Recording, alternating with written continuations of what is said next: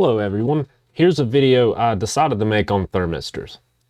Thermistors are everywhere in the HVAC trade, as well as many appliances and consumer electronics. There are a few reasons why I decided to make this video. The first reason is that I find this an area where many teachers don't delve very deeply. I feel there's a huge benefit to the technician that decides to gain knowledge on how these devices work as a complete system. If you get good at these types of problems I'm about to show you, you will already know more than most technical support guys do about this subject, and you likely won't need to call them for thermistor issues anymore. I have found that most technical support people are a little preoccupied with the resistance reading alone, and I feel that many of them aren't taught that there are other factors on the board itself that can also cause a unit to get incorrect readings. I feel this is an area where many things are misdiagnosed, and also the customer is having to spend money on replacing both components when one of them is fine and has no issues. So we are going to look into a typical thermistor circuit itself and learn about what is happening behind the scenes and discuss what can go wrong beyond a bad sensor. The second reason I wanted to make this video is it's an avenue where I can branch off into real life stories about calls I've had involving thermistors and share my personal learning experiences and give them to you.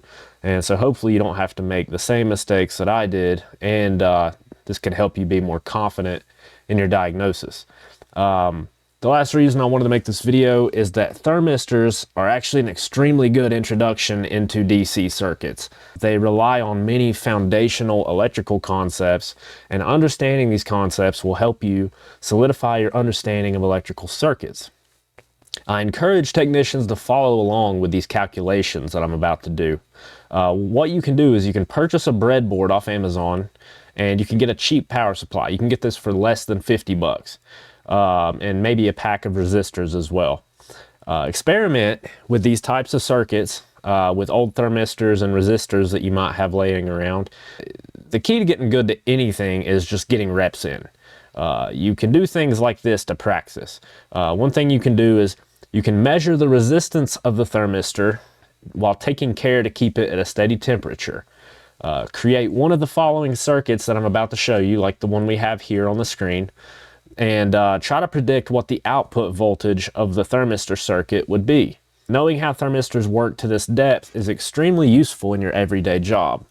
If you get lucky at times and you understand the board, and it's a board that you can easily see what's going on, you can easily use these methods to do things like finding coil temperatures, supply air temperatures, basically anything that has a thermistor on it. If you know the stats of the circuit, you can really test all these things while the equipment is in operation. You're not having to pull disconnects to measure thermistors directly, and so on and so forth. And I do have one really interesting story on thermistors that I was going to share with you, and one observation I've had that I also haven't heard being talked about very much. All right, so thank you for tuning in, and I hope you learned something from this video. I know I had a lot of fun making it, and there's no better teacher than trying to teach someone else. So yeah, I really enjoy getting to do this for you guys. So take care and enjoy the video. Okay, so most thermistor circuits contain two resistors. Now, one of these is going to be a permanent resistor that's soldered onto the board, and that permanent resistor will have some sort of either numbers if it's surface mount, or it will be different colored bands if it's a through-hole resistor. All right, and you can read the values of that resistor, and there's not a whole lot of current flowing through these, so they don't tend to drift. These tend to be pretty stable over years and years. There is one thing that you have to watch out for with this circuit, and that is moisture ingression. So let me tell you a little story. So one time I had a mini split. It was a no cooling call last summer. I go out there. I found that the coil sensor was bad on the indoor coil. It measured like 500 or 600 ohms, even though it was 75 degrees in that room. And so I ordered one. It took about a month. It got here. I went back out there to replace it. I went ahead and replaced it, and before I left, I was just like on a whim, I just decided to measure the resistance of that thermistor a second time. Now the unit had been off for that month. They didn't run it to my knowledge. So the coil was dry when I got there. I measured it, and it measured 10K, and it was about 75 in that room. So it was like, that was a really close reading. And so I'm like, what gives? I know that thermistor was bad last time. So I decided to take that one home with me. And the next morning before work, what I did, I went out to my little shop. I got a glass of ice water. I dipped the coil sensor into it, hooked it up to an ohm meter, and it measured about 32K ohms. You know, what you would expect for a 10K thermistor at freezing.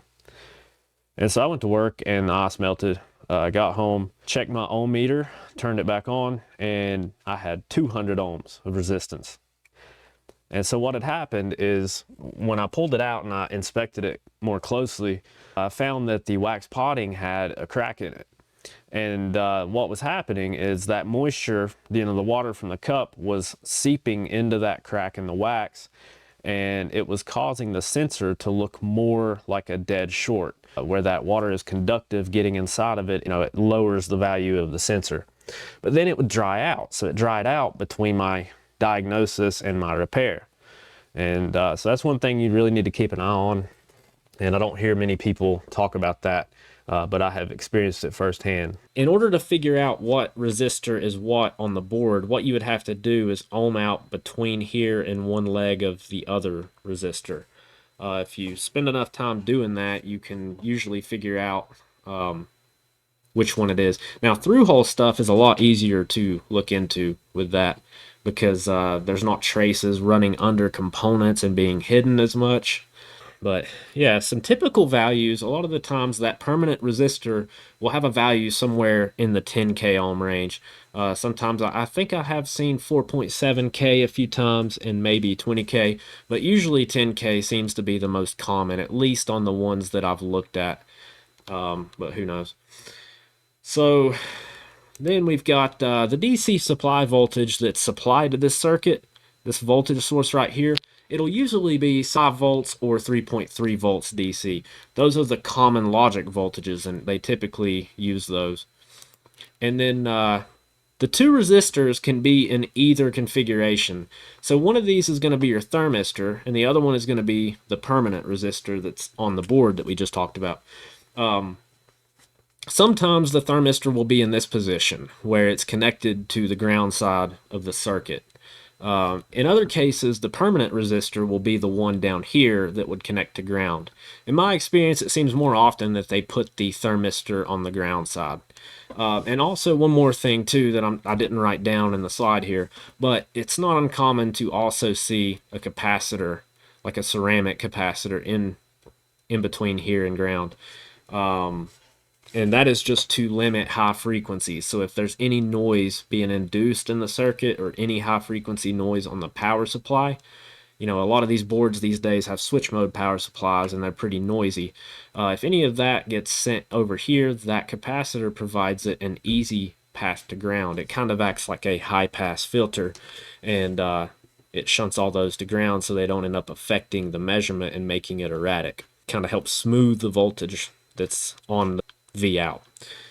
So here's how it works. I'm going to try to not go on random diatribes here, but this circuit works by creating something called a voltage divider. This is a circuit where there are two voltage drops because there's two resistances here, and the voltage in the center will be some portion of the total supply voltage. So you can almost think about this like a gradient. Like if there was a resistance across here, the voltage would just steadily get lower and lower and lower and lower and lower until it hits zero at ground. The amount of voltage that's present between these two resistors depends on the ratio of their resistances. Again, one thing to note, and we'll do some examples of this and you'll see the patterns. It's a lot easier to understand if you just practice and do it than it is just do this stuff. Practice. Make these circuits, test them, and you get really good at it really quick. You wouldn't believe it. All right, so V out here, there's a branch that breaks off of this node we were talking about right here. And that goes to the input of a microcontroller. For what it's doing is it's basically an input.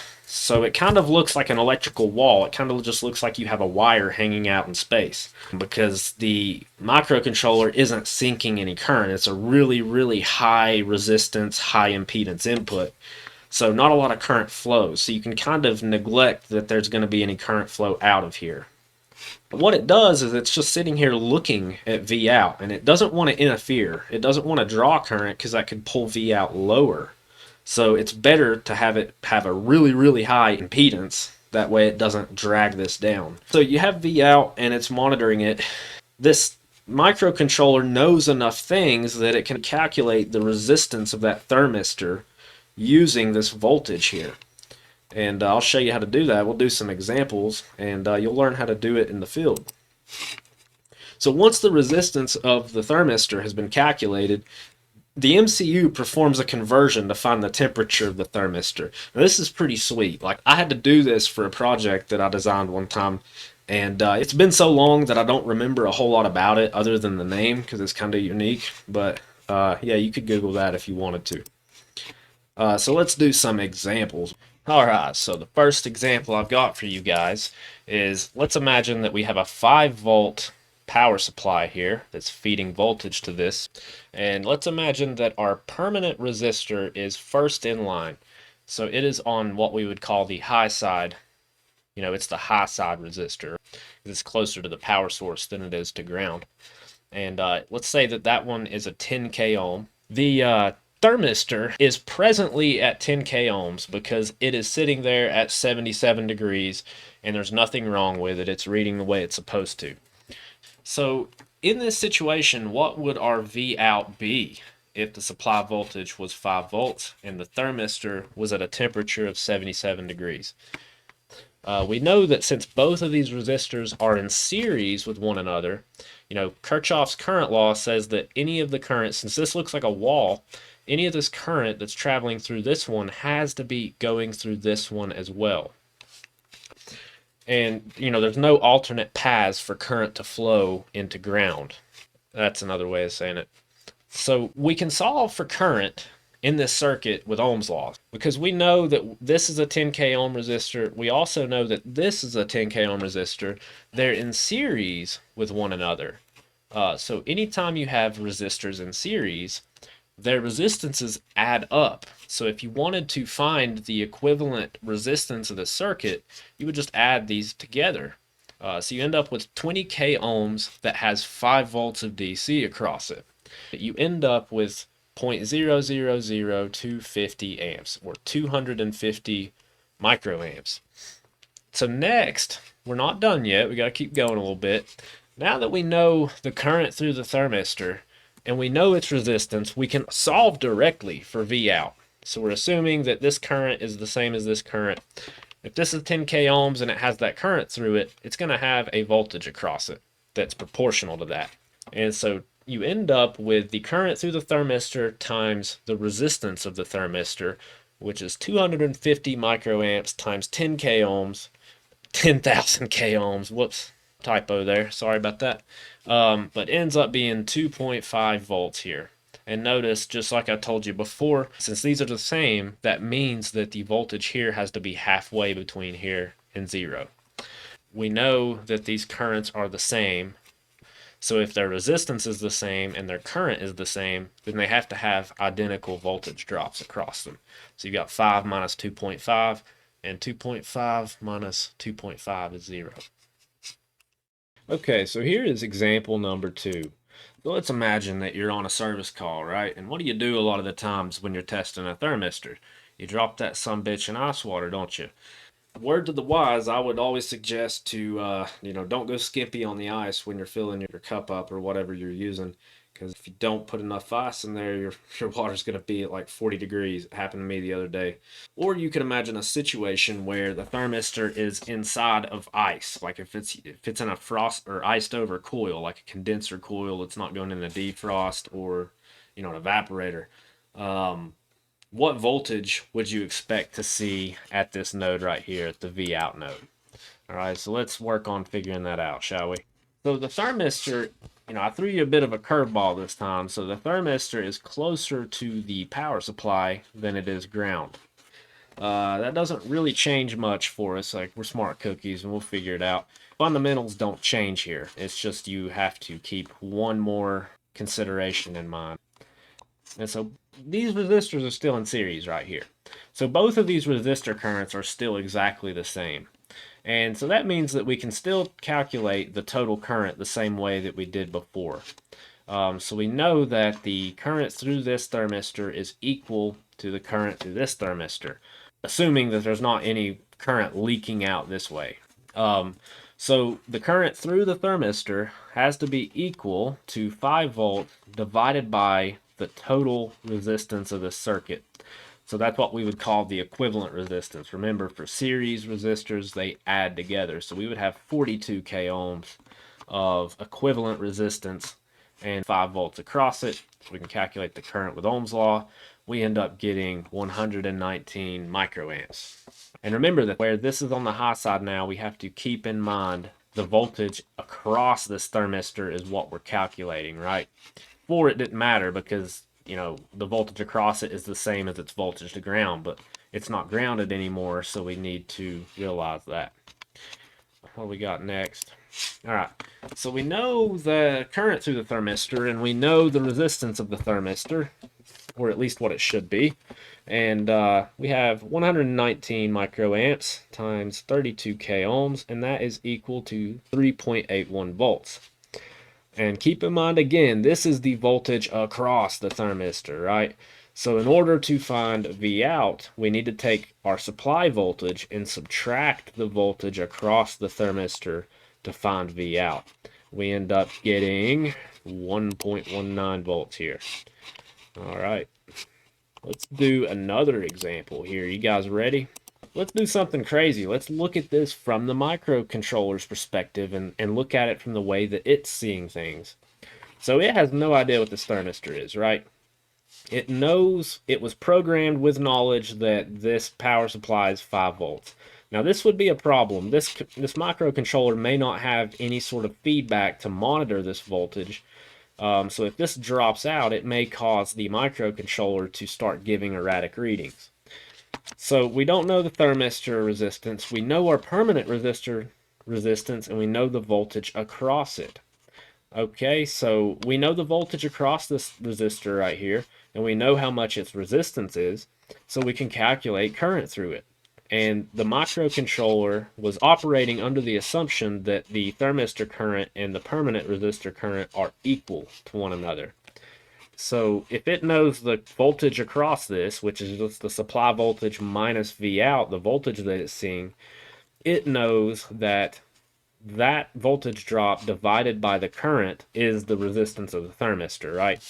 We can calculate it like this. We can say that the resistance of this thermistor is equal to the voltage across it divided by the current through it, and we end up getting 5,923 ohms, right? Looking at our thermistor chart here, we can see that 5,923 ohms is really close to 100 degrees Fahrenheit, all right? And then also another thing I want you to notice is, you know, what I was talking before about iced coils. 32 degrees is always going to be really close to 32,000 or 32 k ohms. So if you're testing one, that's what you should see on a 10K. Now at times, not every thermistor is 10K. I've noticed that it's pretty common for manufacturers to use 50 k ohm thermistors on things like discharge pipes for compressors and stuff like that. 5,923 ohms is about 100 degrees. If you know this stuff, and you can actually test, what I've done before is I've left my supply air probe at a job and I didn't have it. And if the system has a zoning panel with a supply air sensor, you can actually use this method to determine what your supply air is. All right, so I figured by far the easiest way to show you this is going to be just drawing it on paper, right? It's just going to be hard on a computer to make all that. So yeah, you get what you get. So remember, we have 5 volts right here, and we have our thermistor of an unknown value right here, and a 10 k ohm resistor right here. So we're interested, and we also know that we have 3.14 volts here, and we want to find this thermistor. So remember earlier in my video, I said that the ratio between these two resistors is what dictates the voltage we see here. And there's an equation for that. So it's just the supply voltage multiplied by R2 divided by R1 plus R2. So the resistor that's closer to ground always ends up being R2. So that's what's going to be in the numerator. So you're dividing this by this plus this. All right, and that gives you a ratio. And you're just multiplying the supply voltage. I got HVAC on the brain, but you're dividing the supply voltage up by that. All right, so we know that that equals V out. So in our case, we've got 5 volts. We've got 10K ohms for R2. R1 plus 10K equals 3.14 volts. So we can rearrange this. We can rearrange this to find R1. The first thing we want to do is multiply both sides by R1 plus 10K. Since this is in the denominator, if we want to get it out of the denominator, we have to multiply both sides by it, and we'll end up with 5 volts equals 3.14 times R1 plus 10K. Since we're multiplying by these in parentheses and they're added together, this could also be said to be equal to 3.14 times R1 plus 3.14 times R2, or 10K. Shit. And that equals to 5 volts times 10K. Now we want to isolate R1 here, so the quickest way to do that is going to be to divide both sides by 3.14. So we get rid of that, and we're left with R1 plus 10K equals 5 times 10K divided by V out. Okay, now we need to move 10K over to the other side, so we just subtract both sides by 10K. And so we end up with 5 times 10K divided by 3.14 equals R1. Actually, shit. 5 times 10K divided by 3.14 minus 10K equals R1 divided by 3.14 minus 10K.